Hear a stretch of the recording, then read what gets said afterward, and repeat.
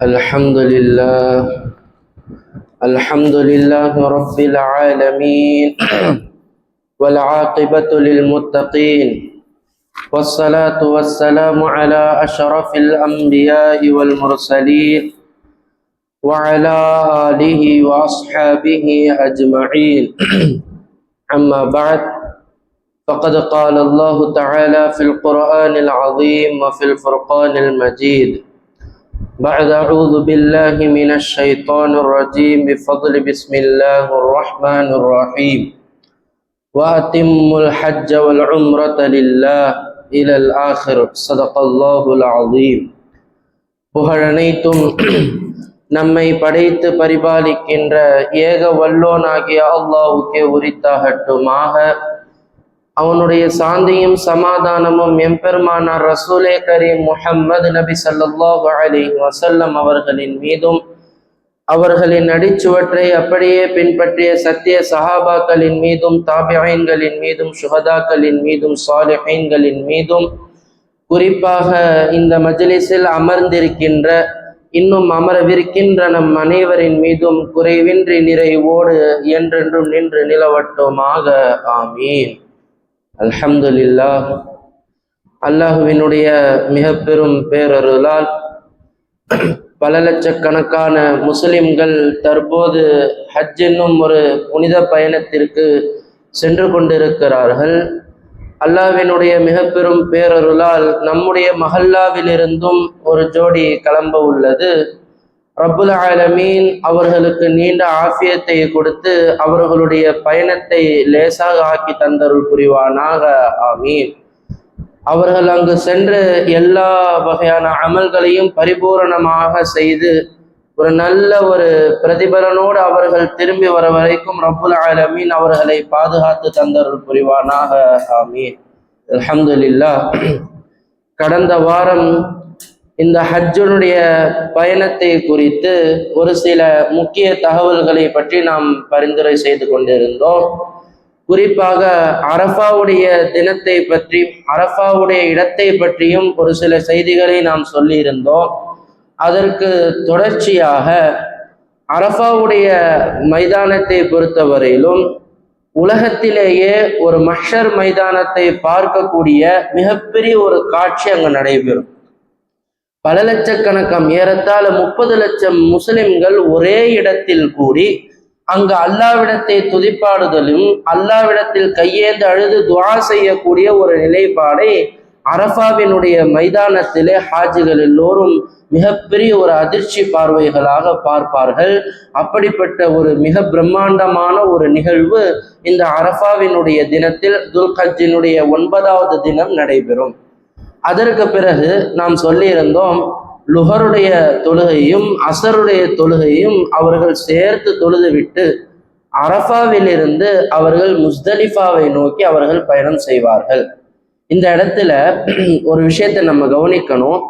உலகத்துல நம்ம பல சூழ்நிலைகளில் இஸ்லாமிய மார்க்கத்துல ரப்புல் ஆலமீன் எதெல்லாம் நிலைப்பாடாக ஆக்கியிருக்கிறானோ ஒரு சில சமயங்கள் ரப்புல் ஆலமீன் அதை அப்படியே மாற்றமாக நடத்தி காட்டுவான். மாற்றமான சட்டங்களையும் ரப்புல் ஆலமீன் கொண்டு வருவான். ஒரு உண்மையான முஃமின் எப்படி இருக்கணும்னு சொன்னா, ரப்புல் ஆலமீன் என்னென்ன சட்டங்களை எல்லாம் கொண்டு வரானோ அந்த எந்த சட்டங்களையும் நாம் விமர்சிக்க கூடாது, அதை அப்படியே ஈமான் கொள்ள வேண்டும் என்பது தான் ஒரு உண்மையான முஃமினுடைய அழகு. உதாரணமாக ரப்புல் ஆலமீன் முதல்ல பைத்துல் அக்ஸாவை கிப்லாவாக ஆக்கி வச்சிருந்தான். எல்லா சஹாபாக்களும் பைத்துல் அக்ஸாவை போக்கி தான் கிப்லாவாக தொழுது கொண்டிருந்தார்கள். அதற்கு பிறகு ரப்புல் ஆலமீன் பைத்துல் அக்ஸாவை விட்டும் கஅபத்துல்லாவை ரப்புல் ஆலமீன் கிப்லாவாக மாத்தி விட்டான். இப்ப கிப்லாவாக கஅபத்துல்லா மாற்றப்படும் போது அரபு தேசங்களில் சில பலர்கள் என்ன செஞ்சாங்க, விமர்சனம் செஞ்சாங்க. இன்னும் ஆரம்பத்துல ஒரு கிப்லா, இப்ப ஒரு கிப்லா அப்படின்னு விமர்சனம் செய்ய ஆரம்பிச்சாங்க. அப்ப ரப்புல் ஆலமீன் சொன்னா, உங்களுக்கு கிப்லாவை நோக்கி தொழுவது என்பது நோக்கம் அல்ல, எல்லா திசைகளிலும் நானே இருக்கிறேன். வலில்லாஹில் மஷ்ரிக் வல் மக்ரிப், கிழக்காக இருக்கட்டும் மேற்காக இருக்கட்டும் அனைத்து திசைகளும் அல்லாஹ்விற்குரியது. எனவே அல்லாஹ்வினுடைய கட்டளை எந்த திசை இருக்குதோ அந்த சைடு நீங்க தொழுவுங்க அப்படின்னு சொல்லி ரப்புல் ஆலமீன் அவனுடைய கட்டளைகளை குறித்து விமர்சனங்களுக்கு ரப்புல் ஆலமீன் பதில் செஞ்சான். அப்ப இந்த இடத்துல என்ன நடக்குதுன்னு சொன்னா, சாதாரணமா நம்ம எல்லாம் நம்மளுடைய ஊர்கள்ல என்ன செய்வோம், மகரிபுடைய பாங்கு சொன்ன உடனே மகரிபுடைய இக்காமத்தை தொழுதுறோமா இல்லையா? அதுதானே சட்டம், அதுதானே ஃபர்து. மகரிபுடைய பாங்கு கேட்ட உடனே ஃபர்தை தொழுதுறணும். இதுதான் ஒரு முஸ்லிமுக்கு கொடுக்கப்பட்ட ஃபர்து. ஆனா இது அரஃபாவுடைய தினத்துல அப்படியே மாற்றம். மகரிபுடைய பாங்கு சொன்ன உடனேயே எல்லாரும் என்ன செய்வாங்க, மகரிபு தொழுக மாட்டாங்க. அங்கேருந்து நேராக கிளம்பி 30 லட்சம் நபர்களும் மினாவை நோக்கி பயணம் செய்ய ஆரம்பிப்போம், முஸ்தலிஃபாவை நோக்கி பயணம் செய்ய ஆரம்பிப்பாங்க. இப்ப பயணம் செய்ய ஆரம்பிச்சு, ஏன்னா அந்த இடத்துல அவங்க மகரிபை தொழுதுட்டு பிறகு அவங்க இஷாவை நோக்கி பயணம் செஞ்சாங்கன்னா அவங்களுடைய பயணம் செய்யறதுக்கு விடிஞ்சு போயிடும். எல்லா மக்களும் அந்த ஒரு இடத்துல ஒன்று போடுறதே சிரமமாயிடும். பெருமானார் ஸல்லல்லாஹு அலைஹி வஸல்லம் என்ன செஞ்சாங்க, மகரிபையும் இஷாவையும் முஸ்தலிஃபாவில் சென்று அங்க போய் ரெண்டுத்தையும் ஜம்மு செஞ்சு தொழுகிறாங்க. இந்த சட்டம் அங்க மட்டும் அவங்களுக்கு பொருந்தும். உலகத்துல மகரிபுடைய தொழுகைய வக்து வந்த உடனே எல்லா இடத்திலும் நம்ம தொழுதுருவோம். ஆனா ஹாஜிகளுக்கு பிரத்யோகமான அல்லாஹு தஆலா ஒரு சட்டத்தை அங்க மாத்துறான். மகரிபுடைய பாங்குக்கு பிறகு பெருமானார் ஸல்லல்லாஹு அலைஹி வஸல்லம் அவங்க என்ன செய்யறாங்க, இஷாவையும் மகரிபையும் சேர்த்து முஸ்தலிஃபாக்கு போயிட்டு அங்க போய் தொழுகிறாங்க. இப்ப இந்த இரவு முழுக்க முஸ்தலிஃபால தங்கணும், சரிங்களா? தங்கின பிறகு இங்க ஒரு அதிசயம் நடக்குது. பெருமானார் ஸல்லல்லாஹு அலைஹி வஸல்லம் அவங்க ஃபஜ்ர் தொழுகை, ஃபஜ்ருடைய தொழுகை எப்படி தெரியுமா தொழுகணும், பாங்கு சொன்ன உடனே அப்படியே நம்ம மகரிபு தொழுகிறோம் பார்த்தீங்களா, அது மாதிரி பாங்கு சொன்ன உடனேயே உடனடியாக ஃபஜ்ருடைய தொழுகையை நம்ம மறுநாள் காலையில 10வது நாள் தொழுதுறணும். தொழுத உடனே பெருமானார் ஸல்லல்லாஹு அலைஹி வஸல்லம் அவங்க என்ன செய்யறாங்கன்னு சொன்னா, துவால உட்கார்ந்துடுறாங்க. எல்லா மக்களும் பரபரப்பா அந்த இடத்துல இருந்து மினாவை நோக்கி திரும்ப வாபஸ் மினாவை நோக்கி வரக்கூடியது நோக்கி எல்லாரும் தயாராகிட்டு இருப்பாங்க. இப்பவும் ஹாஜிகளை தான் செஞ்சிட்டு இருப்பாங்க. அங்க பஸ் எல்லாம் எப்படி கிடைக்கும், எப்படி நம்ம திரும்பி தன்னை கூட்டத்து மத்தியில மினாவுக்கு நம்ம லுஹாக்குள்ள போகணுமேன்ற அந்த ஒரு பயணத்துல அவங்க கிளம்ப இருப்பாங்க. ஆனா பெருமானார் ஸல்லல்லாஹு அலைஹி வஸல்லம் என்ன செஞ்சாங்க தெரியுமா, ஃபஜ்ர் தொழுகை கையோடு துவா கேட்க உட்கார்ந்தாங்க. துவா கேட்டுக்கிட்டே இருக்கும்போது அவங்களுடைய அழுகை முகம் திடீரென என்னவா மாறுது, ஒரு புன்முறுவல், ஒரு சிரித்த முகமாக மாறுது. அப்போ உடனே அபூபக்கர் ரலியல்லாஹு அன்ஹு உடன் இருந்த சஹாபாக்கள் எல்லாம் வந்து கேட்கிறாங்க, யா ரசூலல்லாஹ், நீங்கள் இந்த மாதிரி ஒரு சூழ்நிலையில, இக்கட்டான ஒரு சூழ்நிலை நீங்கள் சிரிப்பது என்பது மிகப்பெரிய அரிது, எதற்காக நீங்க சிரிச்சீங்க அப்படின்னு சொல்லி கேட்கிறாங்க. அப்ப பெருமானார் ஸல்லல்லாஹு அலைஹி வஸல்லம் அவங்க சொல்றாங்க, நேற்றைய தினம் அரஃபாவுடைய மைதானத்துல நான் அல்லாஹ்விடத்துல நான் துவா கேட்டேன், உலகத்துல இருக்க எல்லாருடைய பாவங்களையும் மன்னித்து விடியா அல்லான்னு கேட்டேன். அல்லாஹ் தஆலா எல்லாருடைய பாவங்களும் மன்னிச்சிடன்னு அல்லாஹ் சொன்னான். பிறகு நான் இன்னொரு துவா கேட்டேன், யாரெல்லாம் அநீதி இழைக்கப்பட்டார்களோ, யாரெல்லாம் அநீதம் இழைத்தார்களோ அவர்களுடைய பாவங்களையும் மன்னிக்க சொல்லி அல்லாஹ்விடத்துல நான் கோரிக்கை வச்சேன்.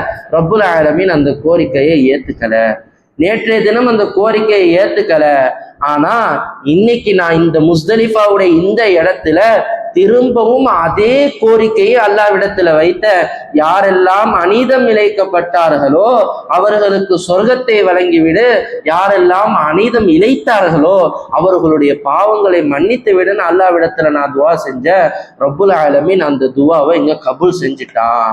அந்த கபூல் செஞ்சதை பார்த்து ஷைத்தான் என்ன செஞ்சான், விரண்டோடி போனான். அவனுடைய முகத்துல மண்ணெறிஞ்சு இந்த கபூலியத்தை பார்த்து விரண்டோடி போனான். இதை பார்த்து நான் சிரிச்சேன். ரப்புல் ஆலமீன் இந்த இடத்துல துவாவை அங்கீகரிச்சான்னு பெருமானார் ஸல்லல்லாஹு அலைஹி வஸல்லம் அவர்கள் இந்த ஹதீஸை பதிவு செய்கிறார்கள். என்றால் இந்த முஸ்தலிஃபாவுடைய சமயத்துல எல்லாரும் என்ன செஞ்சிடக்கூடாது, அந்த சுபுருக்கு பிறகு உண்டான நேரத்தை நீங்க ஹஜ்ஜுக்கு போனீங்கன்னு சொன்னா தயவு செஞ்சு துவா செஞ்சுட்டு பிறகு அங்கேருந்து கிளம்பும். நீங்க போன ஹாஜிகளுக்கு தெரியும், அங்க போயிட்டு அங்கேருந்து எப்படி மினாவுக்கு போறதுன்றதுலதான் எல்லாரும் மும்முரமா இருப்பாங்க.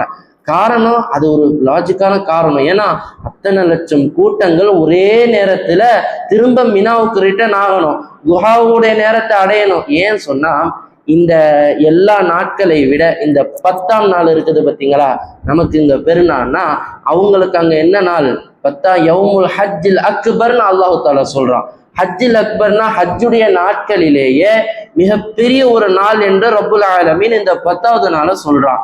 ஏன் காரணம் என்ன? பெருமானார் ஸல்லல்லாஹு அலைஹி வஸல்லம் அவர்கள் இதுவரை செய்த அமல்களை விட இந்த ஹஜ்ஜுடைய அக்பர் இந்த 10ஆம் நாள் செய்த அமல்கள் தான் அதிகம். அன்னைக்கு தான் ஷைத்தானுக்கு கல்லெறிவாங்க, அன்னைக்கு தான் என்ன செய்வாங்க, பெருமானார் ஸல்லல்லாஹு அலைஹி வஸல்லம் மொட்டை அடிப்பாங்க, அன்னைக்கு தான் ஃபர்தான தவாஃபான தவாஃபு ஜியாராவை செய்வாங்க. இப்படியாக அதே போல அன்னைக்கு தான் பெருமானார் ஸல்லல்லாஹு அலைஹி வஸல்லம் அவங்க 100 ஒட்டகத்தை குர்பானியும் கொடுத்தாங்க. அப்படி 4 அமல்களையும் ஒரே தினத்தில் செய்கின்ற அந்த மிகப்பெரிய ஒரு தினம் என்று ரப்புல் ஆலமீன் இந்த 10வது நாளை தான் சொல்லுவாங்க. இத்தனை அமல்களை செய்யணும்ல, இதுக்காக தான் ஹாஜிகள் என்ன செய்வாங்க, முஸ்தலிஃபாலேருந்து எவ்வளவு சீக்கிரம் மினாவுக்கு வர முடியுமோ அவங்க எல்லாம் ஓடோடி வரத்துக்கு வருவாங்க. அந்த குறுகிய சமயத்துல தயவு செய்து ஹாஜிகள் எல்லாரும் என்ன செஞ்சுக்கங்க, மிக முக்கியமான துஆக்களை அங்கு கேட்டுக்கங்க. அதே போல பெருமானார் ஸல்லல்லாஹு அலைஹி வஸல்லம் அவர்கள் இந்த துஆ கேட்கக்கூடிய விஷயத்தை குறித்து சொல்லும் போது பெருமானார் ஸல்லல்லாஹு அலைஹி வஸல்லம் அவங்க துஆ செஞ்சிருக்கிறாங்க, யாரெல்லாம் ஹஜ்ஜுக்கு வருகிறார்களோ அவர்களுடைய பாவங்கள் மன்னிக்கப்படட்டும். அதே போல ஹஜ்ஜுக்கு செல்லுவர்கள் இடத்துல யாராவது போய் துவா செய்ய சொல்லுவாங்க பார்த்தீங்களா, எங்களுடைய துவாவையும் கேட்டு நீங்க அங்க போய் பாவ மன்னிப்பு தேடுங்கன்னு. இப்படி யார் யாரெல்லாம் சொல்லி அனுப்புகிறார்களோ அவர்களையும் சேர்த்து மன்னிப்பாயாகன்னு சொல்லி பெருமானார் ஸல்லல்லாஹு அலைஹி வஸல்லம் அவங்க துவா செஞ்சிருக்கிறாங்க. அதனால தான் இன்னைக்கு ஹஜ்ஜுக்கு போறாங்கன்னு சொன்னா அவங்கள சந்திச்சு உங்களுடைய இதா நீங்க அவங்கள்ட்ட தகவலை தெரிவிச்சிருங்க. அவங்களிடத்துல உங்களுடைய நியத்துகளை சொல்லுங்க. அவங்க அங்க போய் துவா உங்களுக்காக செஞ்சாங்கன்னு சொன்னா நிச்சயமாக ரப்புல் ஆலமீன் உங்களுக்கும் அல்லாஹ் தஆலா கபூல் செய்வான். அதே போலத்தான் இந்த இடத்துல பெருமானார் ஸல்லல்லாஹு அலைஹி வஸல்லம் அவங்க அந்த சைத்தானுக்கு கல்லெறியக்கூடிய இடத்த லுஹாவுடைய நேரத்துல அடையிறாங்க. இங்க பாருங்க, ஒரு விஷயம், ஹஜ்ஜுடைய அமல்ல எந்த அமலையும் ரிப்பீட்டடா செய்ய மாட்டாங்க, சரிங்களா? மொட்டை அடிக்கிற விஷயமா இருக்கட்டும், குர்பானி கொடுக்குற விஷயமா இருக்கட்டும், தவாஃப் செய்கிற அந்த ஃபர்தான தவாஃபாக இருக்கட்டும், எந்த அமலையும் ரிப்பீட்டடா செய்ய மாட்டாங்க. ஆனா ஒரே ஒரு அமலை மட்டும் பெருமானார் ஸல்லல்லாஹு அலைஹி வஸல்லம் என்ன செஞ்சிருக்காங்க, ரிப்பீட்டடா செஞ்சிருக்காங்க. 10ஆம் நாள் எப்படி ஷைத்தானுக்கு கல்லெறிந்தார்களோ 11வது நாளும் அதே போல கல்லெறிந்திருக்கிறார்கள், 12வது நாள் என்றும் கல்லெறிந்திருக்கிறார்கள் என்று ஒரே அமலை 3 முறை பெருமானார் ஸல்லல்லாஹு அலைஹி வஸல்லம் அவங்க செஞ்சிருக்காங்கன்னு சொன்னா இதை பற்றி பெருமானார் இடத்துல கேட்கப்படுது, எதுக்கு இந்த அமலை ரிப்பீட்டடா நீங்க செய்றீங்க? அப்ப பெருமானார் ஸல்லல்லாஹு அலைஹி வஸல்லம் சொன்னாங்க, உலகத்துல மிகப்பெரிய எதிரி ஷைத்தான் என்பதை மனிதர்கள் உணர்வதற்காகத்தான் திரும்ப திரும்ப அவனின் மீது கல்லெறிந்து உங்களுடைய உள்ளுணர்வை வெளிப்படுத்த வேண்டும் என்ற ஒரு நோக்கத்துலதான் பெருமானார் ஸல்லல்லாஹு அலைஹி வஸல்லம் என்ன செஞ்சிருக்காங்க, ஒரே அமலை ரிப்பீட்டடா செஞ்சிருக்காங்க. இந்த விஷயத்துல நம்ம மார்க்கத்துல உள்ளான ஒரு விஷயத்தை கவனிக்கணும். அந்த இடத்துல ஒரு கொண்டை கடலை உள்ள அளவு உள்ள கற்களைத்தான் நம்ம எரியணும். இன்னைக்கு செல்லக்கூடிய ஹாஜிகள் என்ன செய்யறாங்கன்னு சொன்னா, தான் கையில என்ன கிடைக்குதோ, ஒரு வீடியோல எல்லாம் வருது, ஒருத்தர் ஹேண்டிகேப்பா இருப்பார் போல கையில ஸ்டிக் வச்சிருக்கிறாரு, அந்த ஸ்டிக் எடுத்து அங்க அடிக்கிறதுக்கு முயற்சி பண்றாரு. ஸோ மார்க்கத்துல நமக்கு என்ன விஷயங்கள் சொல்லப்படுகிறதோ அதை விட கூடுதலாக செய்யறதும் பாவம்தான், வரம்பு மீறுவதும் பாவம்தான், குறைச்சு செய்யறதும் பாவம்தான். பெருமானார் ஸல்லல்லாஹு அலைஹி வஸல்லம் எப்படி சொல்லி தந்தார்களோ அதுபோல நம்ம என்ன செய்யணும், இந்த இடத்துல கற்களை எரிந்து, பொடிக்கற்களை எரிந்து நம் ஷைத்தானுடைய அந்த எதிர்வினையை நாம் காட்ட வேண்டும் என்பதை பெருமானார் ஸல்லல்லாஹு அலைஹி வஸல்லம் அவங்க நமக்கு கற்றுக் கொடுத்திருக்கிறாங்க.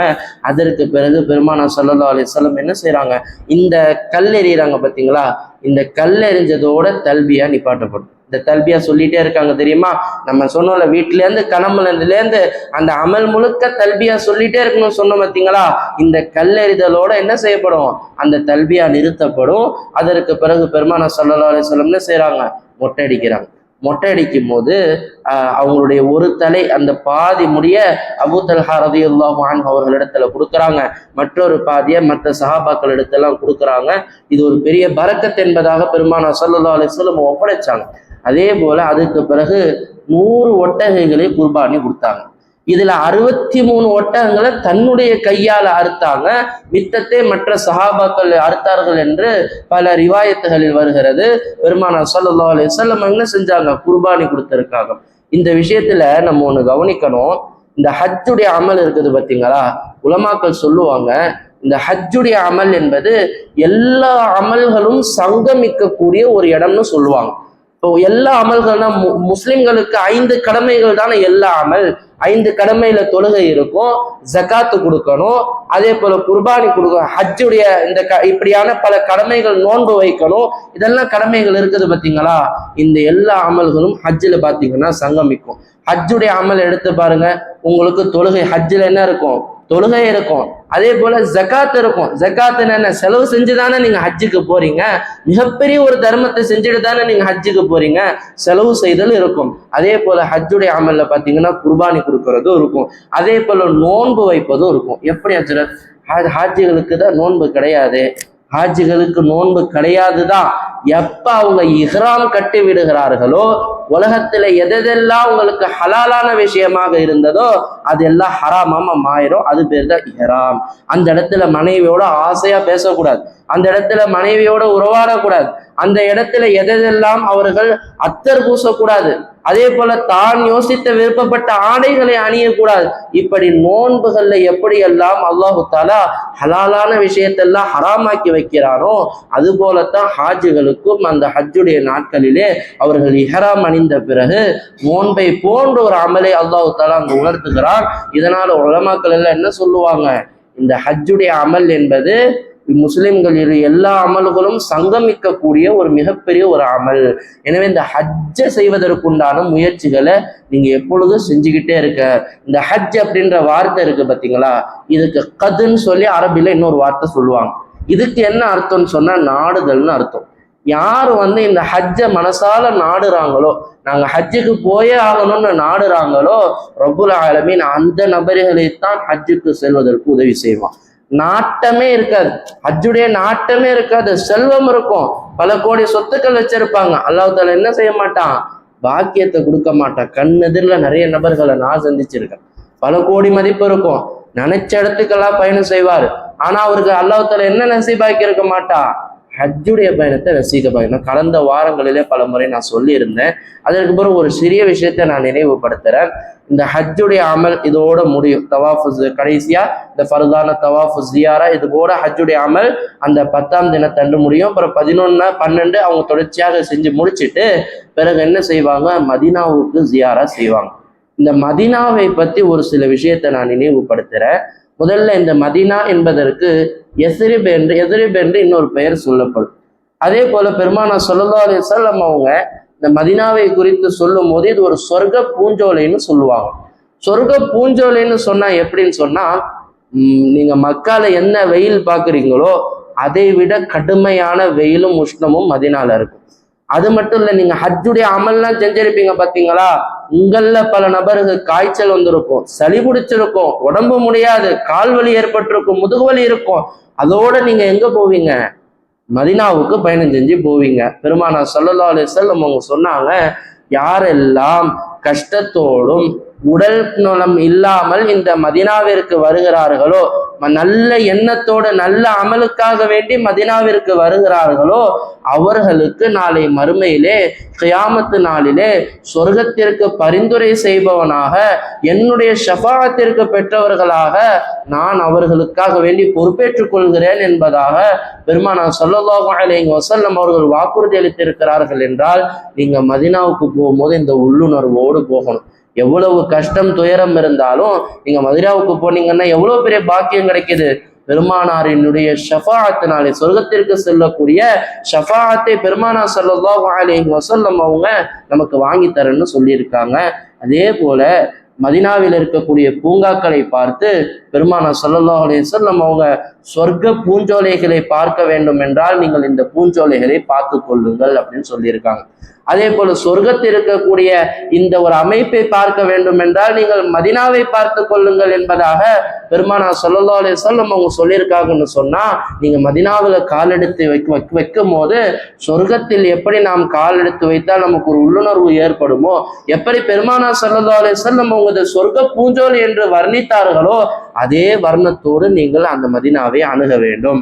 பெருமானார் இந்த மதீனாவுக்கு போறதுக்கு முன்னாடி இந்த மதீனாவுடைய மண், மதீனாவுடைய காற்று, மதீனாவில் இருக்கக்கூடிய மக்களிடத்துல பல நோய்கள் இருந்திருக்கு, மதீனாவில் இருக்கக்கூடிய காற்றுல பல விஷக்காற்றுகள் பரவி கொண்டிருந்திருந்தது.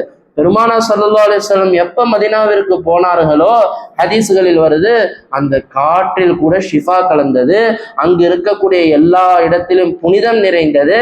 அதே போல அந்த அஜ்வான்னு சொல்லி அங்க ஒரு பேரிச்சம்பழம் இருக்கும். பெருமானா ஸல்லல்லாஹு அலைஹி வஸல்லம் இந்த பேரிச்சம்பழத்தை பற்றி சொன்னாங்க, இந்த அஜ்வா என்ற இந்த பேரிச்சம்பழம் இருக்குதே, இது சொர்க்க கனி.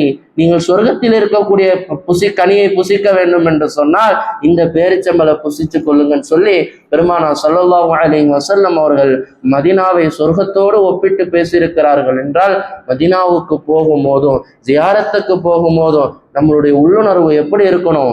இந்த சொர்க்கத்துல நம்ம நுழைஞ்சா ரப்புல் ஆலமீனுடைய ரஹமத் எப்படி இருக்குமோ அது போல ஒரு ரஹமத்தை பெற வேண்டும் என்ற எண்ணத்துல நம்ம என்ன செய்யணும்? மதீனாவுக்கு போன ஹாஜிகள் எல்லாம் ஹஜ்ஜுடைய கடமைகளை முடித்துவிட்டு மதீனாவுக்கு சென்று பரிபூரணமான ஜியாரத்தை முடித்துவிட்டு பிறகு அவர்கள் தன்னுடைய நாட்டிற்கு திரும்புவார்கள். இதுதான் ஒரு ஹஜ்ஜினுடைய அமல். இதை பற்றி 3 வாரங்களாக ஒரு சில விஷயங்களை மட்டும் நாம் சொல்லியிருந்தோம்.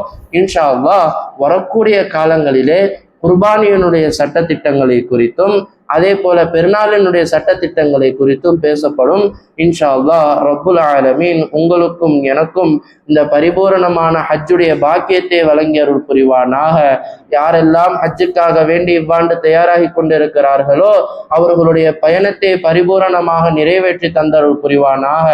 கடந்த ஆண்டுகள் யாரெல்லாம் ஹஜ்ஜுக்கு சென்று மறுமுறை செல்ல வேண்டும் என்ற ஆசையோடு இருக்கிறார்களோ மௌத்து வரைக்கும் அவர்களுக்கு அதிகமான ஹஜ் செய்யக்கூடிய பாக்கியத்தை ரப்புல் ஆலமீன் உங்களுக்கும் எனக்கும் வழங்கி அருள் புரிவானாக.